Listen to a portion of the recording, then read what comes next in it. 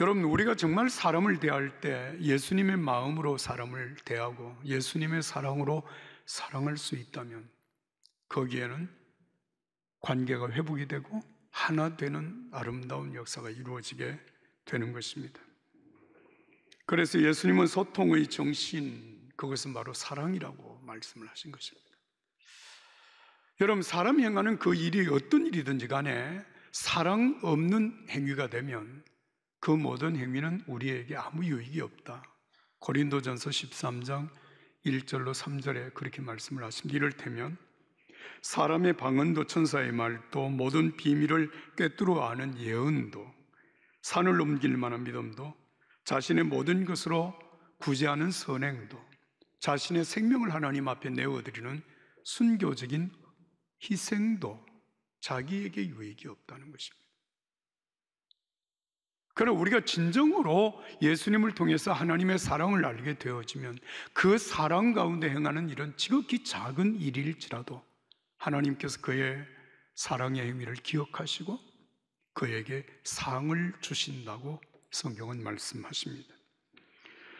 오늘 우리가 읽은 이 본문의 말씀은 성령의 강림으로 말미암아 이 소통의 역사가 어떻게 이루어지고 있는가를 말씀하고 있습니다. 여러분, 본문 사도행전 2장 4절부터 8절까지 말씀을 한 목소리로 읽겠습니다. 4절부터 8절 말씀입니다.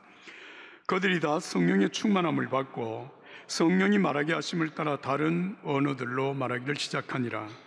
그때 경건한 유대인들이 천하 각국으로부터 와서 예루살렘에 머물러 있더니 이 소리가 나매 큰 무리가 모여 각각 자기의 방언으로 제자들이 말하는 것을 듣고 소동하여 다 놀라 신기하게 여겨 이르되, 보라, 이 말하는 사람들이 다 갈릴리 사람이 아니냐? 우리가 우리 각 사람이 난 곳 방언으로 듣게 되는 것이 어찌 됨이냐?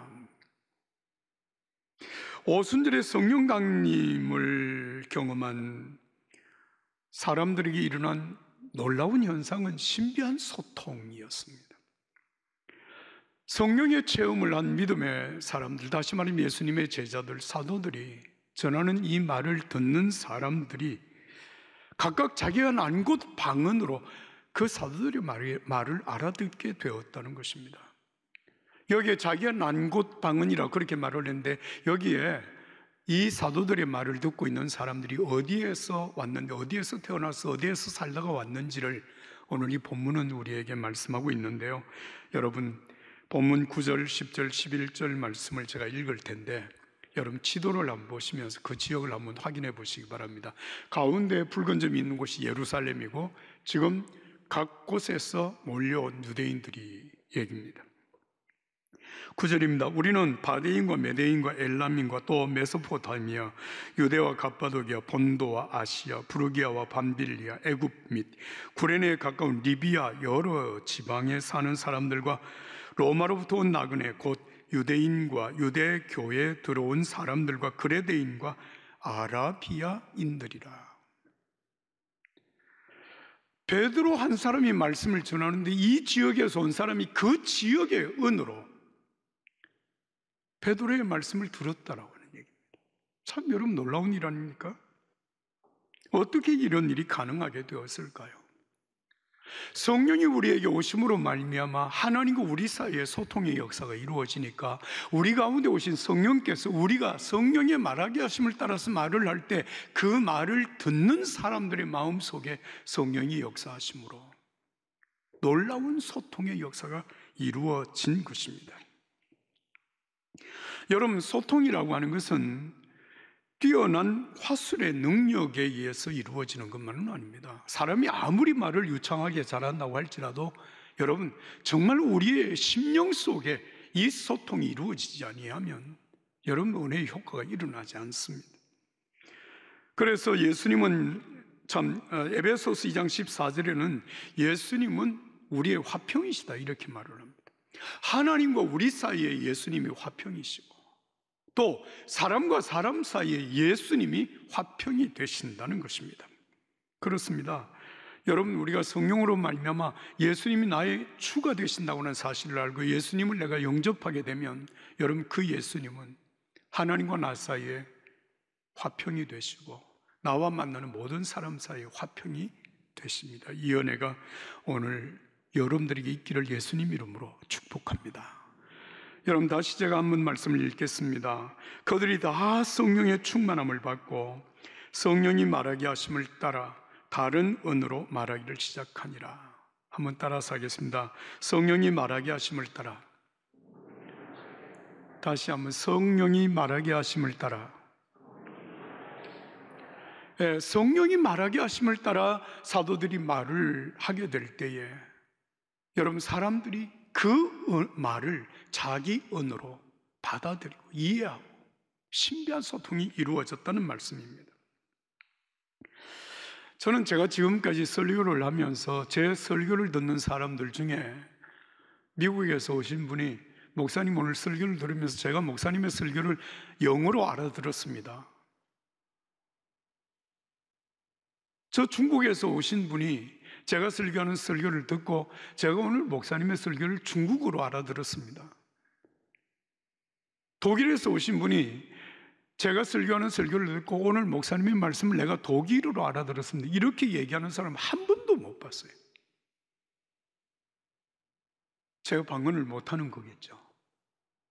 그런데 여러분, 저는 설교를 하면서 참 놀라운 반응을 제가 이리 들을 때가 있습니다.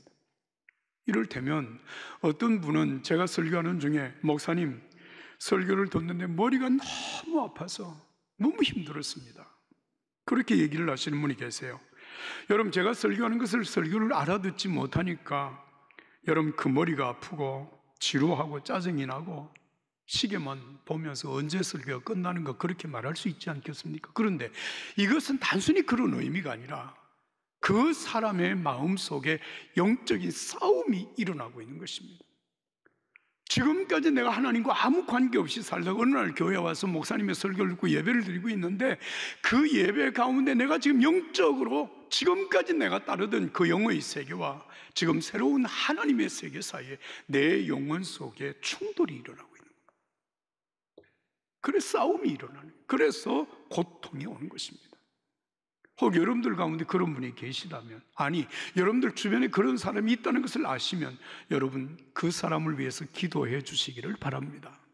영적인 싸움에서 승리할 수 있도록 성령께서 그 마음속에 함께 하심으로 정말 설교가 하나님의 말씀으로 들려질 수 있고 그 영혼이 하나님의 자녀로 쓸 수 있도록 기도하시면 성령께서 반드시 역사해 주실 줄로 믿습니다.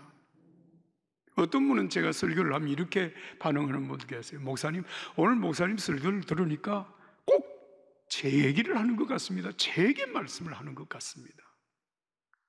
여러분, 누가 제게 와서 그분의 얘기를 제게 들려주었을까요? 아니면 제가 그분이 어떤 일을 하고 어떻게 살았는지 그분이 뒷조사라도 했을까요? 그런 일은 없잖아요. 근데 만약에 여러분들이 설교를 들으면서 목사님이 지금 나에게 하는 말씀이로구나, 내 얘기를 지금 하고 있구나, 이런 생각이 드신다면 여러분 하나님 앞에 감사하시기 바랍니다. 성령님께서 이 부족한 목사의 말씀을 통해 이 설교를 통하여서 하나님의 음성을 나에게 듣게 하신다. 은혜입니다. 감사할 일입니다. 할렐루야. 그런 것입니다. 그리고 제가 설교를 마치고 나면 이제 예배를 마치고 나가는 여러분들 중에서 제게 인사를 해요. 목사님 오늘 말씀에 은혜 받았습니다. 이렇게 얘기를 하죠. 뭐 어떤 분은 그냥 이렇게 의례로 아유 목사님 오늘 수고하셨습니다. 이제 그런 표현을 하는 분도 계시지만 정말 진심으로 목사님 오늘 말씀에 은혜 받았습니다 라고 말씀하시는 분도 계세요. 사실 여러분, 제가 설교를 준비하고 여러분들에게 설교를 하지만 주일날 설교를 들으시는 수많은 분들, 우리 교우 여러분들, 여러분들의 형편이 다 다르고 여러분들이 경험해온 삶의 내용이 다 다르고 정말 기대하는 그 기대도 전부 다르신데 여러분 한 사람이 목사인 제가 여러분들에게 설교를 할 때 그 설교가 어떻게 여러분들이 은혜가 될 수 있을까요? 그래서 설교를 하는 저 같은 경우에는 정말 하나님 앞에 간절한 마음으로 기도를 하는 거예요. 보리떡 같은 하잘것없는 하찮은 목사의 설교이지만 주여 성령으로 역사해 주시어서 오늘 이 말씀이 은혜의 말씀이 되고 생명의 말씀이 되고 복의 말씀이 되게 하여 주시옵소서. 말씀이 그렇게 들려지게 하여 주시옵소서. 오늘 이 시간에도 하나님께서 여러분들에게 성령으로 역사하셔서 말씀이 하나님의 음성으로 들려지는 은혜가 있기를 예수님 이름으로 축복합니다. 요한계시록에 보면 부활하신 예수님께서 7개 교회에 메시지를 보냅니다. 그런데 그 7개 교회 한 교회 한 교회마다 여러분 동일하게 하시는 말씀이 있다는 사실 여러분 아시죠? 성령이 교회들에게 하시는 말씀을 들을지어다. 성령이 교회들에게 하시는 말씀을 들을지어다. 오늘 여러분들에게 제가 말씀을 드린다면 성령이 여러분들에게 하는 말씀을 들으십시오. 오늘 이 은혜가 우리 모두에게 함께하기를 예수님의 이름으로 축복합니다. 성령은 소통의 영입니다. 자, 그렇다면 우리가 이제 이 사도들이 말하는 그 메시지 내용은 무엇일까요? 이 소통의 역사를 일어나게 했던 사도들의 메시지는 어떤 내용을 담고 있었을까? 여러분 오늘 본문 말씀 11절, 12절, 13절의 말씀을 함께 읽도록 하겠습니다. 11절부터 13절입니다. 그레데인과 아라비아인들이라 우리가 다 우리의 각 언어로 하나님의 큰 일을 말함을 듣는도다 하고 다 놀라며 당황하여 서로 이르되 이 어찌된 일이냐 하며 또 어떤 이들은 조롱하여 이르되 그들이 세술에 취하였다 하더라. 아멘. 자, 여러분 오순절날에 오순절을 지키기 위하여서 세계 각지에 흩어져 있던 경건한 유대인들이 여러분 예루살렘으로 모여들은 것입니다. 그런데 사도들이 하는 말씀을 들으면서 이들이 다 자기 나라에 자기가 태어난 곳의 언어로 그 말씀을 알아듣는데 그들이 알아들은 내용이 무엇인가 하면 하나님의 큰 일을 말씀하고 있다는 것을 깨달은 겁니다. 하나님의 큰 일이 무엇일까요? 여러분 정말로 우리가 꼭 들어야 되고 듣기를 원하는 그 하나님의 크신 일은 무엇일까요? 여러분 우리가 전도할 때 그런 얘기를 하잖아요. 예수 믿으면 복 받습니다. 예수님의 이름으로 기도하면 다 하나님이 응답해 주십니다. 예수 믿으면 자녀들이 잘 됩니다. 여러분 이것도 귀한 일입니다. 또 실제적으로 그런 은혜가 있습니다. 그러나 여러분 오늘 우리가 교회에서 꼭 드려야 될 말, 또 교회가 선포하는 중요한 말씀은 여러분 한 가지입니다. 예수님이 그리스도이십니다. 예수님이 우리를 구원하신 하나님의 아들이십니다. 예수님이 나를 하나님의 자녀 되게 하십니다. 예수님은 오늘도 나를 하나님의 자녀로 회복시켜 주십니다. 여러분 이 은혜가 여러분들이 있기를 축복합니다. 이 메시지가 들려져야 하는 것입니다. 사도행전 2장 21절 이하에 제가 몇 구절의 말씀을 읽어드릴게요. 사도행전 2장 21절, 32절, 33절, 36절, 46절 내용입니다. 누구든지 주의 이름을 부르는 자는 구원을 받으리라. 이 예수를 하나님이 살리신지라 우리가 다 이 일의 증인이로다. 하나님이 오른손으로 예수를 높이심에 그가 약속하신 성령을 아버지께 받아서 너희가 보고 듣는 이것을 부어주셨느니라. 너희가 회개하여 각각 예수 그리스도의 이름으로 세례를 받고 또 죄 사함을 받으라. 그리하면 성령을 선물로 받으리라.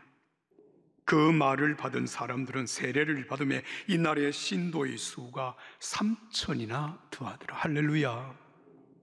여러분 사도행전 2장 14절 이하에 반복되고 있는 말씀은 예수님이 우리를 구원하시는 그리스도이십니다. 예수님이 우리를 구원하십니다. 예수님 때문에 우리가 하나님의 자녀가 되는 것입니다.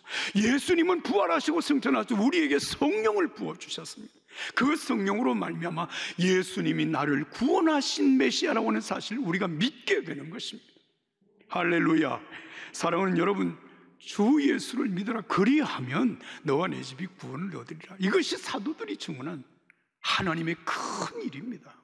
사랑하는 여러분, 우리가 이 땅에 잘 입고 잘 먹고 잘 사는 것 참 중요하지만 우리가 하나님 앞에 우리 자신의 영혼이 회복이 되어지고 하나님 앞에 온전히 설 수 있는 하나님의 사람이 되는 것보다 더 크고 중요한 일이 있을까요? 사랑하는 여러분, 성령을 받은 사람들 속에 이 은혜가 충만하기를 예수님 이름으로 축복합니다. 그런데 여러분 한 가지 아셔야 됩니다. 어느 순간에 나도 알지 못하는 사이에 우리의 믿음이 조금 조금 변질이 되어져 가고 있습니다. 자, 지금 제가 드리는 말씀 여러분 들어보십시오. 여러분, 예수 믿는 것이 전부가 아닙니다. 예수 믿었으면 가치관이 바뀌고 삶이 달라지고 사람이 새로워져야 됩니다. 예수 믿는다고 말을 하면서 실제적으로 삶의 변화가 없다면 그건 진짜 믿는 게 아닙니다. 자, 제가 지금 드린 이 말에 여러분 어떻게 생각하십니까? 공감하세요? 옳은 말이잖아요. 예수 믿으면 바뀌어져야죠. 누구든지 그리스도 안에 있으면 새로운 피조물이라 이전 것은 지나갔으니 보라 새 것이 되었도다. 주님의 말씀인데 그럼 새 것이 되었다면 우리의 삶의 내용이 바뀌어져야 되지 않느냐 그 말이에요. 자, 그런데 여러분, 이 말이 정말 옳은 말씀임에도 불구하고 이 말 속에는 함정이 있습니다. 여러분, 그 함정이 뭔지 아십니까? 아니, 예수 믿는다면서 아직 그 모양이야? 그런 식으로 예수 믿으려면 관두어. 아니, 예수 잘 믿는다며. 당신 예수 믿는 사람과 나 예수 믿지 않는 사람 뭐가 달라? 나보다 나은 게 당신 뭐야? 그게 믿는 거야?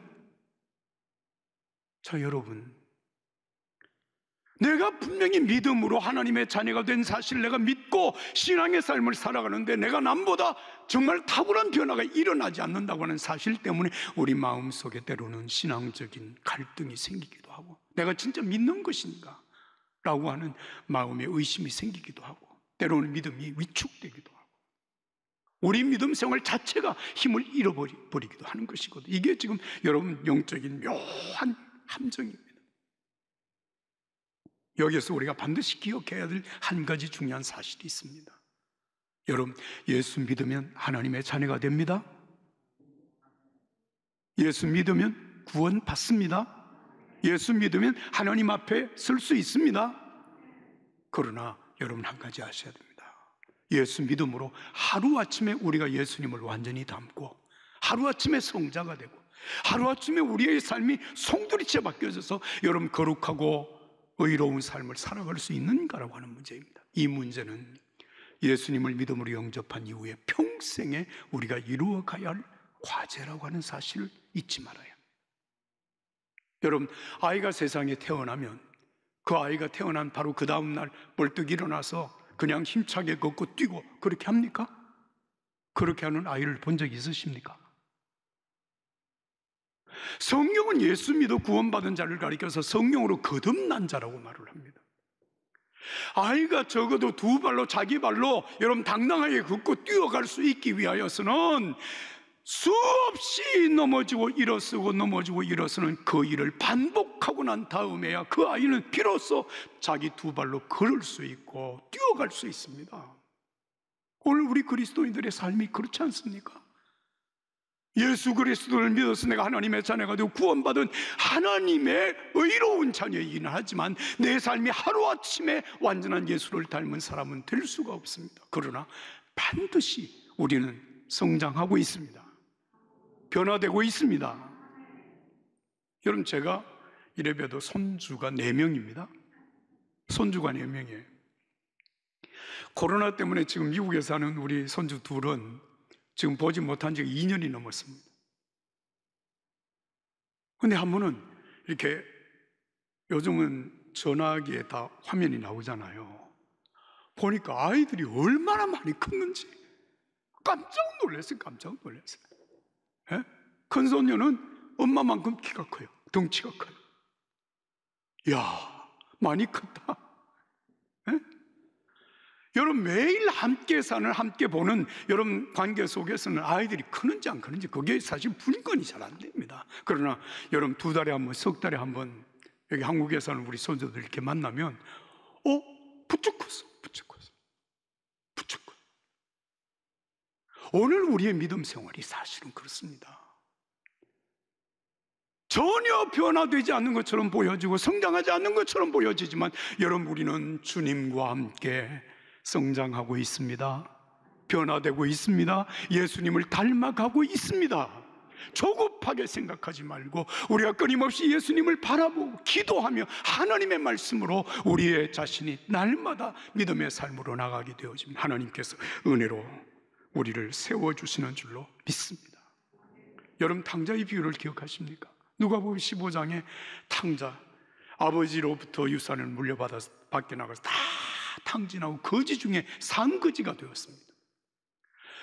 이렇게 면목 없는 아들이 어떻게 아버지 집으로 돌아올 생각을 하겠습니까? 그런데 죽을 지경이 되니까 이 아들이 이런 생각을 합니다. 내가 아버지의 아들이 되리라고 생각하는 것은 추워도 생각할 자격이 없어. 나는 그럴 자격이 없습니다. 그러나 만약에 아버지가 나를 아들이 아니라 종의 한 사람으로라도 나를 받아주신다면 나는 아버지께 돌아가리라. 그리고 아버지께로 돌아가잖아요. 그런데 성경은 이렇게 기록하고 있습니다. 아직도 거리가 먼데, 이 말은 무슨 말입니까? 아들이 돌아오는 그 모습을 보는 그 아들을 기다리는 아버지와 아들의 거리가 아직도 거리가 먼데, 아버지가 그를 보고 측은히 여겨 달려가 목을 안고 입을 맞추니. 그런데 여기에서의 끝이 아닙니다. 돌아온 아들에게 아버지는 완벽하게 아들의 신분을 회복시켜줍니다. 뿐만 아니라 그 아들이 돌아왔는데, 돌아와서 그 마을에서 어깨를 펴고 아버지의 아들로 당당하게 살아갈 수 있도록 하기 위하여서, 여러분, 아버지가 하는 일이 무엇입니까? 잔치를 베푸는 것입니다. 큰 잔치를 베풀라고 동네 사람들 전부 초청을 해서 잔치를 대접을 하면서 그 아들을 세우고 아버지가 이렇게 말합니다. 여러분, 이 내 아들은 죽었다가 살아난 아들입니다. 더 이상 기죽지 말고 당당하게 이 마을에서 네가 내 아들로 살라고 하시는 그 아버지의 사랑을 얘기하는 것이거든요. 그런데 여러분, 그 탕자의 비유를 말씀하시는 예수님께서 어느 한 구석에도 야, 너 이제 내게 돌아왔으니까 앞으로 잘할 거야? 잘할 거라고 생각하면 여기 서약을 해. 서명을 해. 만약에 다시 한번 그런 일을 저지르면 넌 내 아들이 아니야. 그렇게 얘기한 부분이 없습니다. 잘 살겠냐고, 바르게 살겠냐고, 아들답게 살겠느냐라고 그렇게 아버지는 묻지 않습니다. 아들로 받아주고 그가 아들로 살아갈 수 있도록 모든 은혜를 베푸는 아버지의 사랑, 이것은 오늘 저와 여러분들 향한 하나님의 사랑인 것을 믿으시면 아멘 합시다. 하나님의 사랑입니다.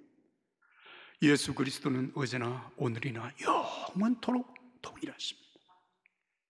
여전히 지금도 나를 위하여 하나님 보좌 우편에서 중보하며 기도하시는 예수님, 우리에게 성령을 보내셔서 우리의 연약함을 끊임없이 도와주시고, 우리가 죄를 지어 실족하게 될 때 우리의 심령을 일깨워 주시고 우리로 하여금 기도하게 하시며 우리의 심령을 사매어 주시고 치유해 주시는 예수님의 그 사랑은 오늘이나 어제나 오늘이나 영원토록 동일하심을 믿습니다. 이것이 하나님의 사랑입니다. 우리는 오늘 그 사랑 안에 있습니다. 존 메가드라고 하는 목사님이 이런 얘기를 했습니다. 모든 성경은 예수 그리스도에게로 통합니다. 모든 말씀은 예수 그리스도에게로 통합니다. 무슨 말씀입니까? 들어본 것 같죠? 모든 길은 어디로 통한다? 로마로 통한다. 우리가 아는 얘기잖아요. 그런데 모든 성경의 말씀은 다 예수 그리스도로 통한다고 말을 했어요. 여러분, 이 말은 무슨 말입니까? 오늘 저와 여러분들의 심령 속에 예수 그리스도에 대한 믿음이 견고하게 세워질 때에 여러분, 하나님의 말씀은 우리에게 복이 되고 은혜가 되고 생명이 되고 구원이 되는 것입니다. 부활하신 예수님께서 엠마오로 내려가는 두 제자 만나서 하신 말씀이 뭔지 여러분 아시잖아요. 누가복음 24장 26절과 27절의 말씀, 그리스도가 이런 고난을 받고 자기 영광에 들어가야 할 것이 아니냐 하시고, 이에 모세와 모든 선지자의 글을 시작하여 모든 성경에 쓴 바 자기에 관한 것을 자세히 설명하시니라. 구약 성경 구절구절을 펼치면서 예수님이 십자가의 죽음과 부활, 그 사실을 예수님께서 일깨워 주셨습니다. 그들이 바로 부활하신 예수님을 만나고 여러분 다시 예루살렘으로 돌아가는 역사가 성경에 기록이 되어져 있습니다. 그렇습니다. 여러분, 예수님은 하나님과 우리 사이의 화평이십니다. 소통이십니다. 예수님은 사람과 사람 사이의 화평이시고 소통이십니다.